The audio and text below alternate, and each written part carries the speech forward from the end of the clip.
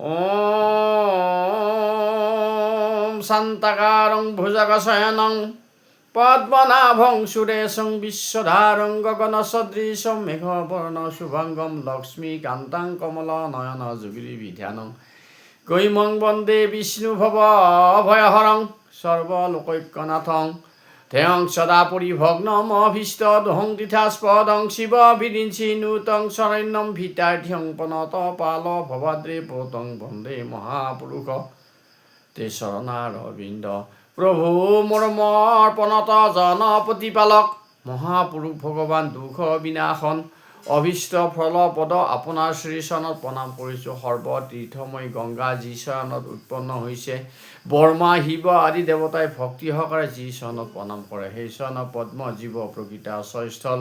হে ভক্তৰ বাঞ্ছা কল্পতৰু, আপোনাৰ ভৃত্যসকলৰ দুখ নাথাকে, তেওঁলোকে আপোনাৰ শ্ৰীচৰণৰ পদ্ম ধ্যান কৰিয়ে অনন্ত অপাৰ সংসাৰ পাৰ হয়। নমো ব্ৰহ্মণ্য দেৱায় গো ব্ৰাহ্মণ হিতায় চ জগৎ হিতায় কৃষ্ণায় গোবিন্দায় নমো নমঃ।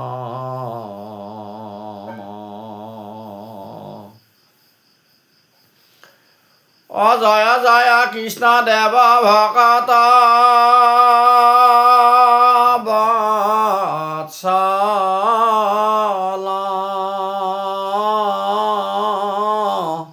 শৰণে শৰণ লৈলো বাপক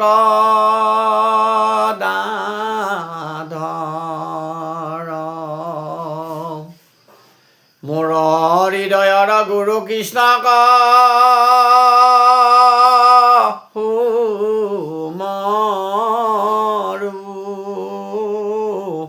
শৰণত ধৰি কোটি নমস্কাৰ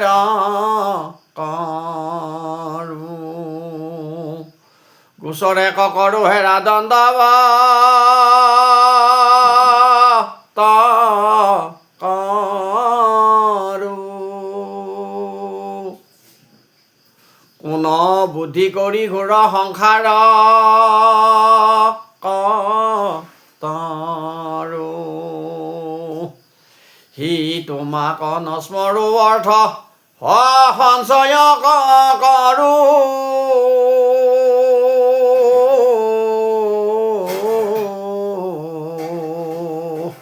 ভাৰ্যাপুত্ৰ সংগ কৰো বিষ্ণুধৰ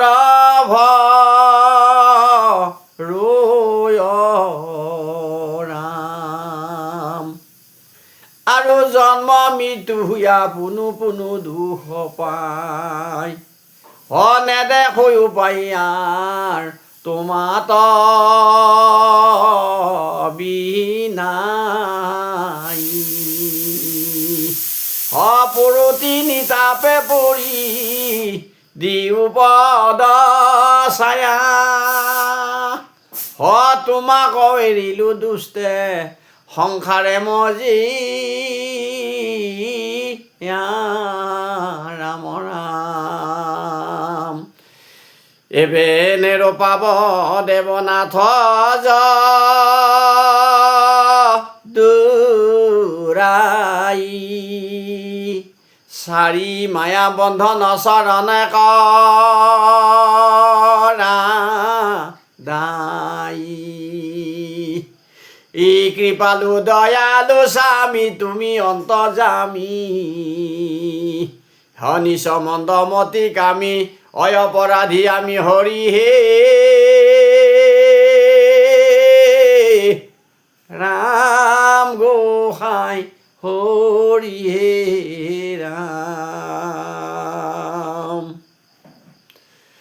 এই ৰাম পৰ তিনি তাপে পৰি দিও পদ ছায়া তোমাক এৰিলো দুষ্টে সংসাৰে মজিয়া ৰাম এবে নেৰোপাব দেৱনাথ যদুৰাই চাৰি মায়া বন্ধন চৰণে কৰা দাই ৰাম ৰাম কৃপালু দয়ালু স্বামী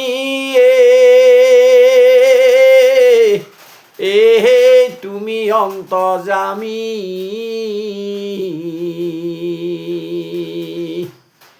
নিশমন্দমতি কামী হয় অপৰাধীয়া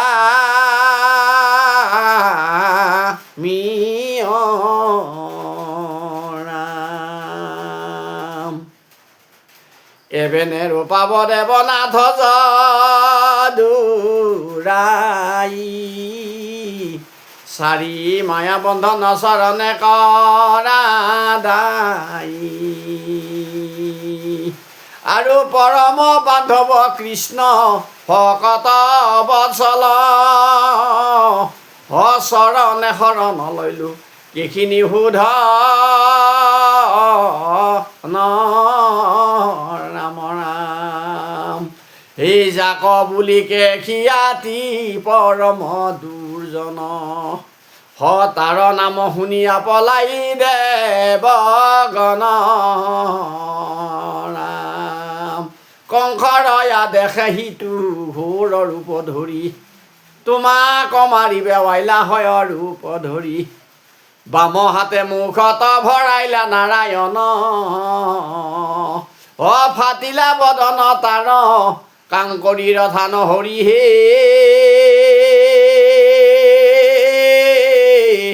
ৰাম গোসাঁই হৰি হে ৰাম। হেন কৃষ্ণ তোমাক যে কোটি নমস্কাৰ তুমি হে শৰণ্য দেৱ প্ৰিয় নাহি আৰ যাৰ কৃষ্ণ প্ৰিয় তাৰ কোন কাজে ভয় ধৰ্ম অৰ্থ কাম মুখ্য ইংগিততে হয় ৰাজ্যলক্ষ্মী বিভৱে পাণ্ডৱে পাইলা পুন কৃষ্ণৰ প্ৰসাদে যে সাধ্য আছে কোন। এতিয়া মোৰ হৃদয়ৰ গুৰু কৃষ্ণক সুমৰো চৰণত ধৰি কোটি নমস্কাৰ কৰোঁ গোচৰ এক কৰোঁ ভৰা দণ্ডৱত কৰোঁ কোনো বুদ্ধি কৰি ঘূৰ সংসাৰ কতৰ। হে কৃষ্ণ গোসাঁই তোমাৰ চৰণত মই এটি গোচৰ এখন দৰখাস্ত কৰিছোঁ। হে প্ৰভু এই দৰখাস্তখন হৈছে বিষয়টোৱে হৈছে যে মই কেনেকুৱাকৈ তোমাৰ এই মায়াময় বিনন্দীয়া সৃষ্টিৰ পৰা মুক্তি লাভ কৰিব পাৰোঁ আৰু সেই গোচৰটোকে মই আপোনাৰ ওচৰত অৱগত কৰিছোঁ। কোনো বুদ্ধি কৰি ঘূৰ সংসাৰ কতৰো তোমাক নস্মৰো অৰ্থ সঞ্চয়ক কৰোঁ ভাজ্যাপুত্ৰ সংগ কৰোঁ শিষ্ণুদৰ কৰোঁ। হে প্ৰভু তোমাক চিন্তা নকৰি খালি টকা পইচা ধন ধান এইবিলাক মই কেনেকুৱাকৈ পাওঁ আৰু ভাজ্যাপুত্ৰৰ লগত মই নিজৰ ইন্দ্ৰিয়ৰ সুখত আত্মহৰা হৈ থাকিলেতো মোৰ নহ'ব। ভাজ্যাপুত্ৰ হৈ সংগ মোৰো তিনি তাপে পৰি দিও পদচয়া তোমাক এৰিলো দুষ্টে সংসাৰে মজিয়া। আমাৰ তিনিটা তাপ আমাক সদায় ব্যৱহাৰিক জীৱনত তিনিটা তাপে আমাক ৰক্ষা নকৰে আৰু সদায় আমাক পিৰি থাকে। আধ্যাত্মিক আদি ভৌতিক আৰু আদি দৈবিক তিনিটা তাপ। গতিকে প্ৰভুসকল মোৰো তিনি তাপে পৰি দিও পদচা তোমাক এৰিলো দুষ্টে সংসাৰে মজিয়া এবেন আৰু পাব দেৱ নাথ যদুৰাই চাৰি মায়া বন্ধনে চৰণ কৰা নাই। প্ৰভু মই কিন্তু আপোনাৰ চৰণ এৰি মই নিদিওঁ। সুখে দুখে জীৱনে মৰণে শয়নে সপনে সৰ্বতো প্ৰকাৰে তুমি ৰক্ষা কৰি যাবা আৰু এই প্ৰাৰ্থনাৰে প্ৰভু মই তোমাৰ চৰণত অৱগত কৰিছোঁ আৰু এই কথাখিনিকে আজি আমি আপোনালোকৰ ওচৰত অৱগত কৰিলোঁ। সময় অতিকে তাকৰ। বিভিন্ন পণ্ডিতসকলে বিভিন্ন ব্যাখ্যাৰে বিভিন্ন চলাহী কথাৰে আমাৰ সামাজিক জীৱনৰ বিশৃংখলতা আনে। শাস্ত্ৰবিলাকত আচলতে যিটো আধ্যাত্মিক দিশত কথাখিনি কৈছে সেই কথাখিনি বুজাই নকয়, তাৰ বেলেগ ফালে কয়। আৰু সকলো শাস্ত্ৰৰে দুটা দিশ আছে, এটা আধ্যাত্মিক এটা আৰু ব্যৱহাৰিক দিশ অৰ্থাৎ সাংসাৰিক দিশ। গোটেই ভাগৱতখনত আমাক কৃষ্ণই দুটা দিশত কথাবিলাক কৈছে। অকল গীতাটো তাকেই কৈছে, অৰ্জুন নিমিত্ত, এই অৰ্জুন নিমিত্ত ভৈলা লোক উপকাৰ,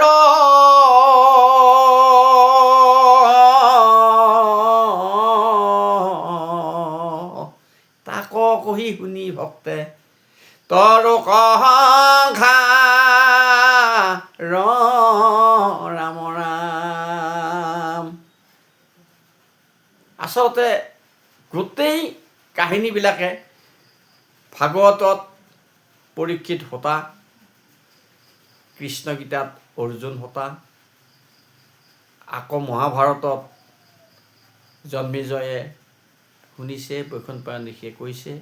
গতিকে সকলো ফালৰ পৰাই আমাক কৈছে যে হে মনুষ্যসকল, হে মোৰ বাপ বান্ধৱসকল, মোৰ ভকতসকল, তোমালোকে অতি সুন্দৰভাৱে এই গীতাৰ জ্ঞানেৰে, ভাগৱতৰ ভক্তিৰে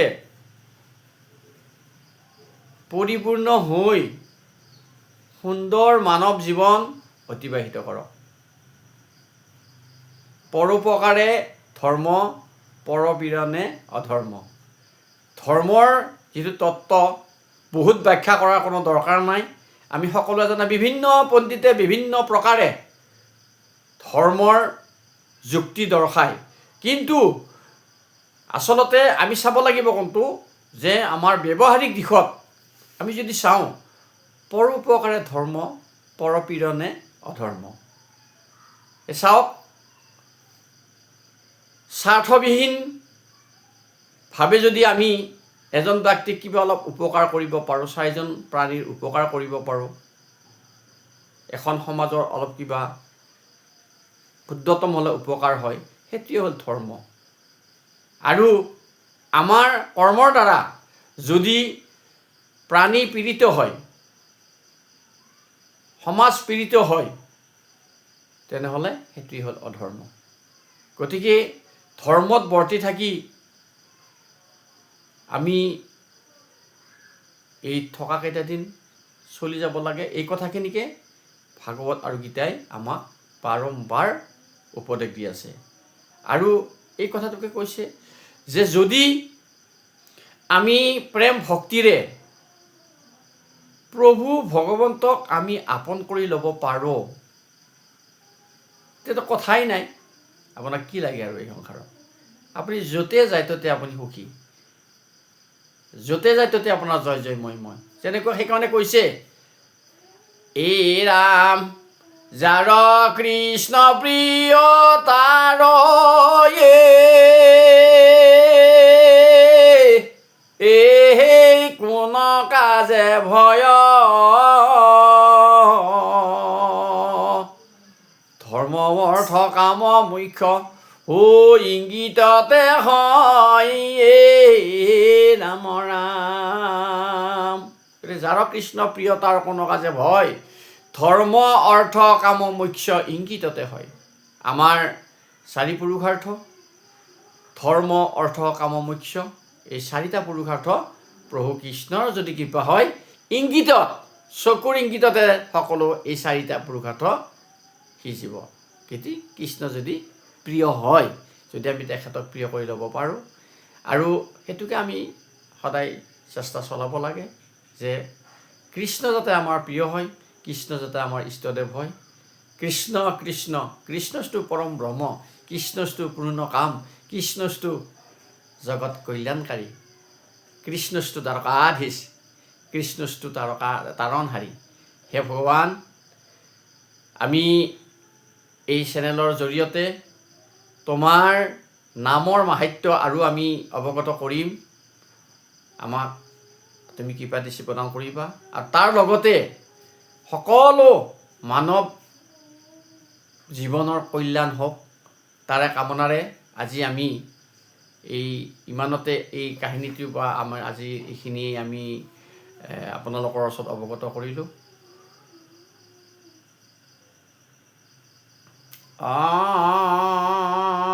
বৈকুণ্ঠক যাবলৈ মোৰো মন আছিলে, আত্মাই হৰিক নভজিলে বৈকুণ্ঠক যাবলৈ মোৰো মন আছিলে মহাপাপী আত্মাই হৰিক নভজিলে। গতিকে প্ৰভুসকল, হৰিক ভজনা কৰি আমি বৈকুণ্ঠক যাৱাৰ প্ৰস্তুতি চলাব লাগে আৰু আপোনালোকে আমি সকলোৱে মিলি এই প্ৰস্তুতি আৰম্ভ কৰোঁ। জয় শ্ৰীকৃষ্ণ, জয় শ্ৰীকৃষ্ণ, জয় শ্ৰীকৃষ্ণ।